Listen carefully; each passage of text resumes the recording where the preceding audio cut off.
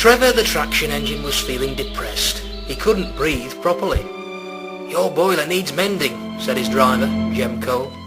Unfortunately for Jem, the vicar was hard up.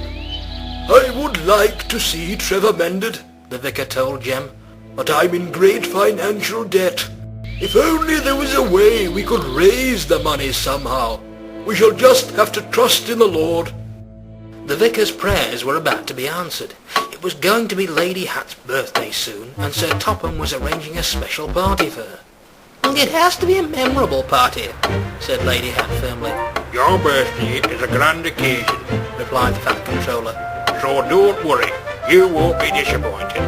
"I'd better not be, otherwise you know what that'd mean." The Fat Controller didn't, but thought better of asking.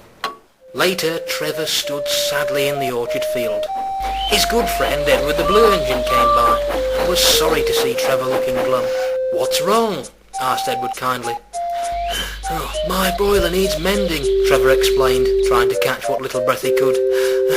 "But Jem says unless the vicar can raise the money somehow, then there's little hope for me."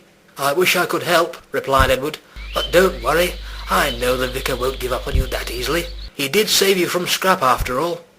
Trevor smiled, remembering, though deep down he still had his doubts. Edward couldn't help but worry too as he puffed along.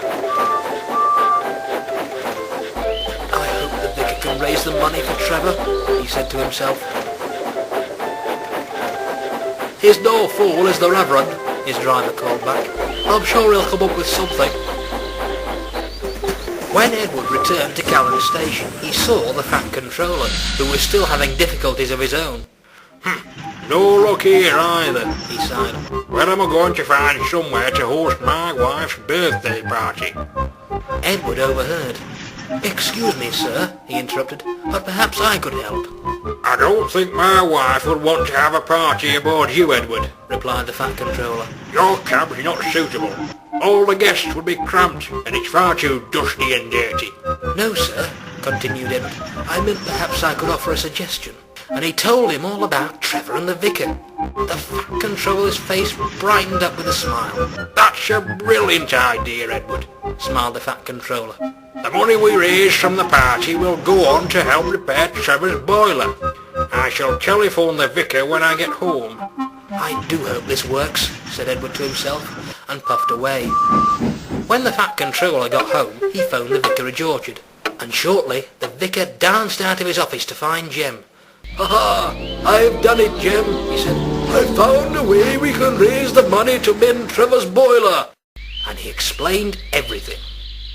Later, Jem passed on the good news to Trevor. "Good on the Fat Controller," smiled Trevor. "It'll be splendid to go back to work again." "Edward's the one you need to thank," chuckled Jem. "It was all his idea."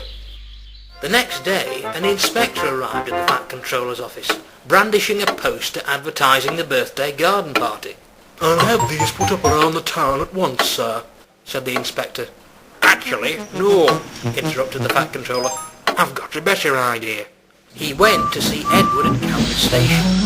"Edward," he said, "I want you to be a poster engine." "But I am, sir," replied Edward. He was quite confused. The Fat Controller laughed. "No," he continued, "I want to place posters advertising my wife's party on your cabin coaches.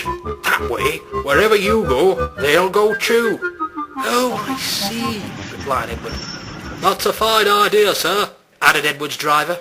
"Off you go then," finished the Fat Controller. "Let's get these preparations underway." Edward puffed through the stations collecting his passengers.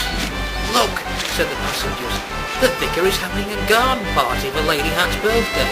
We must go to that." Trevor was dozing happily in the orchard shed when Bertie arrived.